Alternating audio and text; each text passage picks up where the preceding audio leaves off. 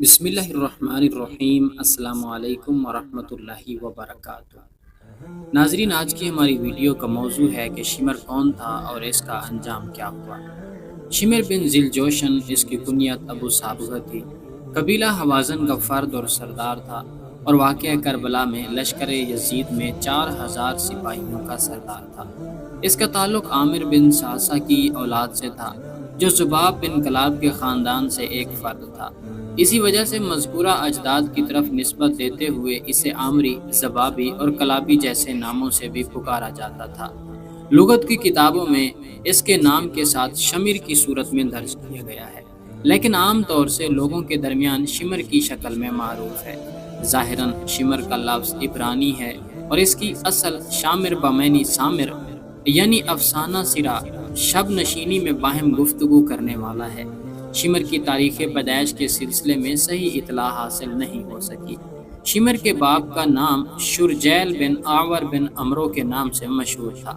اس کا لقب ذی الجوشن پڑھنے کی علت یہ بیان کی جاتی ہے کہ عرب میں یہی سب سے پہلا شخص تھا جس نے زرہ اپنے تن پر پہنا اور یہی زرہ اسے بادشاہ ایران نے دی تھی، یا دوسرے قول کے مطابق اسے اس لیے ذی الجوشن کہا جاتا تھا کہ اس کا سینہ کچھ ابھرا ہوا تھا، اور ایک قول یہ بھی ہے کہ اس کا نام جوشن بن ربیہ تھا۔ ذی الجوشن نے پیغمبر اسلام صلی اللہ علیہ وسلم کی خواہش کے مطابق اسلام لانے کو اہمیت نہیں دی تھی، لیکن فتح مکہ کے بعد جب مسلمان مشرکین پر کامیاب ہو گئے تو اسلام لایا۔ شمر کی ماں کو برائی سے یاد کیا جاتا ہے، یہاں تک کہا جاتا ہے کہ بھیڑوں کو ادھر ادھر لاتے لے جاتے چراتے ہوئے گناہ سے آلودہ ہو گئی، اور شمر اسی غیر مشروع طریقے سے ہی اس دنیا میں آیا۔ امام حسین علیہ السلام نے بھی واقعہ کربلا میں شمر کو بکری چرانے والی کے بیٹے کے نام سے خطاب کیا ہے۔ شمر بن ذی الجوشن ابتدا میں تو امیر المومنین کا طرفدار تھا۔ اس نے جنگ صفین میں حضرت کی مدد کی تھی، اور ادہم بن محرز باہلی شامی سپاہی کے ساتھ لڑائی میں اس کا چہرہ شدت سے مجروح ہوا، لیکن بعد میں حضرت علی کی طرف سے منہ پھیر لیا اور حضرت علی اور آپ کے خاندان کا کینہ اپنے دل میں پروان چڑھا کر دشمن بن گیا۔ شمر نے حجر بن عدی یعنی جو پیغمبر اسلام صلی اللہ علیہ وسلم کے صحابی اور امیر المومنین کے خاص انصار تھے، ان کی گرفتاری کے وقت جو سن 51 ہجری میں عمل میں آئی، تو یہی شمر ان لوگوں میں سے تھا جس نے زیاد بن ابیہ یا سمیہ کے بعد جھوٹی گواہی دی تھی کہ حجر مرتد ہو گئے ہیں اور شہر کو آشوب کی طرف لے جا رہے ہیں۔ واقعہ کربلا میں بھی یہی شہادت امام حسین کا سبب اور قاتل بنا تھا۔ چونکہ مسلم بن عقیل سن 60 ہجری میں کوفہ میں قیام کیا، تو یہی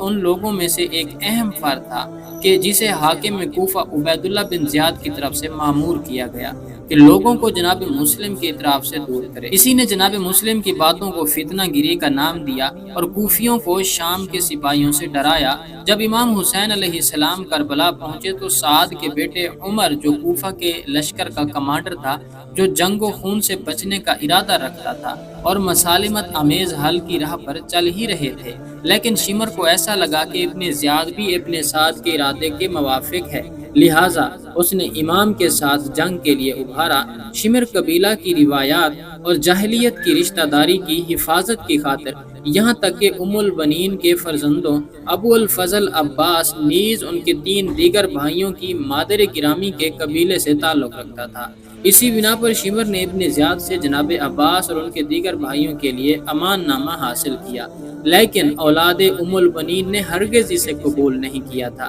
بلکہ اس پر اس کے امان نامے پر لعنت بھیجا تھا اور امام کے پہلو میں ہی مدد و نصرت کرتے ہوئے اپنی جان قربان کر دی۔ عاشورہ کی صبح کے دن شمر ابن سعد کے لشکر میں بائیں بازو کی فوج کی سرداری کا عہدہ اپنے ذمہ لیے ہوئے تھا۔ جب عبداللہ بن عمیر کلبی شہادت کو پہنچے تو اسی شمر نے اپنے غلام رستم کو حکم دیا کہ وہ ایک نیزے سے زوجہ عبداللہ جو ان کے سرہانے تشریف فرماتی انہیں قتل کر دے۔ نتیجے میں پہلی خاتون کربلا میں درجہ شہادت کو پہنچی۔ عصر عاشورہ میں اور شہادت امام حسین سے قبل شمر نے ارادہ کیا کہ جس خیام کے اندر امام کا ساز و سامان اور حضرت کے اہل حرم تھے انہی خیمے پر حملہ آور ہو کر انہیں تاراج کر دے، لیکن امام نے اسے اس کام سے سختی سے روکا اور شمر واپس پلٹ گیا تھا۔ شمر نے تیر اندازوں کو حکم دیا کہ وہ لوگ امام کے بدن مبارک کو نشانہ بنائیں، پھر اسی کے فرمان کے مطابق تمام سپاہیوں نے امام کی طرف حملہ کیا اور ان لوگوں میں سے سنان بن انس اور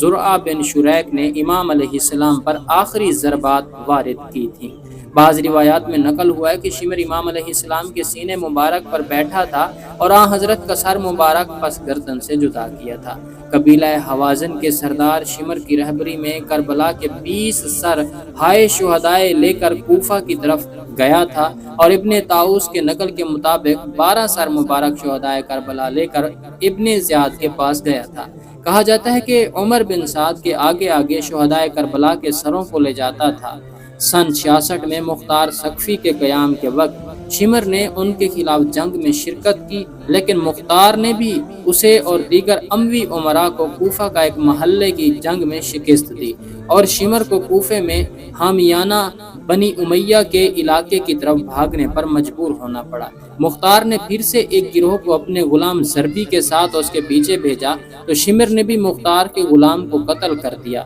اور ساتیدما نامی قریہ کی طرف بھاگا اور پھر وہاں سے شوش اور سمیرہ نامی گاؤں کے درمیان کلتانیہ نامی قریہ کی طرف بھاگا اور ایک خط مصعب زبیر کے لیے بھیجا کہ جو مختار کے ساتھ جنگ کے لیے آمادہ تھا، لیکن مختار کے بعد سپاہیوں نے شمر کا محاصرہ کیا اور ایسے حالات میں بھی اس کے ساتھی فرار ہو گئے تھے، نیز اسے واصل جہنم کیا اور اس کا سر نحس مختار کے پاس بھیج دیا اور اس کے منحوس بدن کو کتوں کے سامنے ڈال دیا گیا۔ ادھر مختار نے بھی شمر کے سر کو محمد بن حنفیہ کی خدمت میں روانہ کر دیا۔ امام حسین علیہ السلام نے روز عاشورہ شمر سے کہا، رسول خدا صلی اللہ علیہ وآلہ وسلم نے سچ فرمایا کہ گویا مجھے سفید و سیاہ کتا نظر آ رہا ہے کہ میری اہل بیت کا خون پی رہا ہے۔ زیارت عاشورہ میں شمر کو لعنت و نفرین کے ساتھ ذکر کیا گیا ہے۔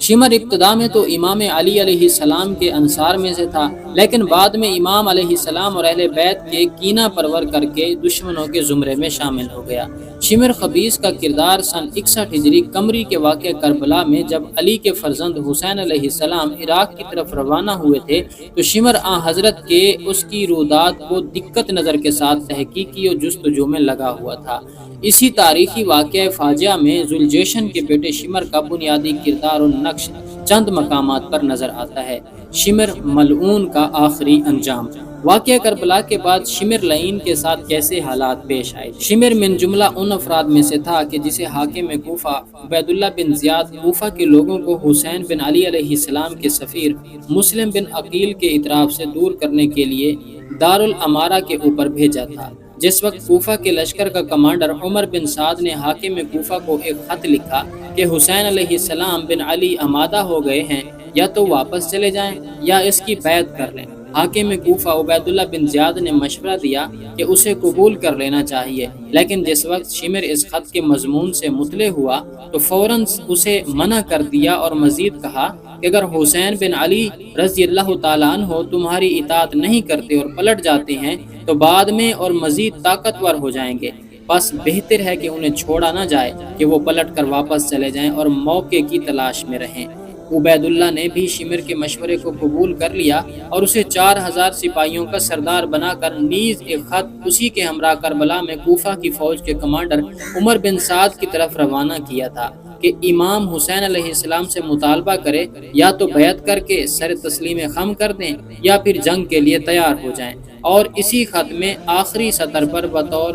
ضمیمہ اسی شمر کی بات کو لکھا گیا تھا، اے عمر سعد، اگر یہ کام تم انجام نہیں دے سکتے تو ہمارے لشکر سے کنارہ کشی اختیار کرو اور لشکر کی کمان شمر بن ذوالجیشن کے سپرد کر دو۔ محرم کی 10ویں تاریخ کے دن کی آخری گھڑیاں جس میں حسین بن علی علیہ السلام کے سر اقدس اور جسم مبارک پر بہت زیادہ زخم لگے ہوئے تھے، شمر نے اپنے کند و برہنہ خنجر کے ساتھ امام حسین علیہ السلام کے سینے مبارک پر بیٹھ کر اور حضرت کے سر اطہر کو تن نازنین سے جدا کیا تھا۔ کربلا کے فاجعہ باہلا کے بعد شمر کا واصل جہنم ہونا۔ کربلا کے واقعہ کے بعد شمر مختار کے چنگل سے نکل بھاگا، لیکن مختار نے بھی حکم دیا کہ وہ جہاں کہیں بھی گیا ہے اسے تلاش کریں اور اس کے اعمال کی سزا تک پہنچائیں۔ کوفہ کی شورش کے ماجرا میں شمر نے مختار کے خلاف بغاوت میں اصلی کردار ادا کرنے والوں میں سے ایک تھا۔ نتیجے میں مختار کا ایک غلام اس کے تعاقب میں گیا، لیکن شمر کے غلام نے اسے قتل کر دیا اور بعد میں دوسرے قریہ کی طرف فرار کر گیا اور پھر وہاں سے بھی کلتانیہ نامی قریہ کی طرف چلا گیا، یہاں تک کہ مختار کے سپاہیوں نے اس کا محاصرہ کر لیا۔ مسلم زبابی جو شمر کے ہی قبیلے سے تعلق رکھتا تھا، وہ کہتا ہے، ہم فرار کر گئے تھے اور خود اپنے آپ کو بصرہ و کوفہ کے راستے میں ایک مقام ساتیدمہ نامی قریہ تک پہنچایا اور اسی کے قریب کلتانیہ نامی ایک چھوٹی سی بستی جو فرات کے ساحل کے اطراف میں قرار رکھتی ہے، ہم اسی کے پاس ایک ٹیلے کے کنارے چھپ گئے کہ ایک دیہاتی نے ہماری مخفی جگہ کی مخبری کر دی۔ رات کی تاریکی تھی کہ مختار کے ماموران نے ہمارا محاصرہ کر لیا۔ شمر کو میں نے دیکھا کہ ایک بہترین لباس پہنا اور اس کے بدن پر برس یعنی سفید داغ کا مرض تھا۔ ہمیں تو یہاں تک کہ اپنے گھوڑوں پر سوار ہونے کی بھی فرصت نہیں ملی، آپس میں سخت مزاحمت کا سامنا کرنا پڑا۔ چند ساعت کے بعد اللہ اکبر کا نعرہ ہم نے سنا اور کسی نے چلا کر کہا، خداوند عالم نے خبیث کو مارا۔ شمر کو گرفتار کیا گیا اور مختار کے پاس لائے۔ مختار نے حکم دیا کہ اس کی گردن اڑا دو اور اس کے جسد کو ایک کھولتے ہوئے تیل کی دیگ میں ڈالے، اور مختار کے ساتھیوں میں سے ایک نے اپنے پیر سے شمر کے سر کو کچلا تھا۔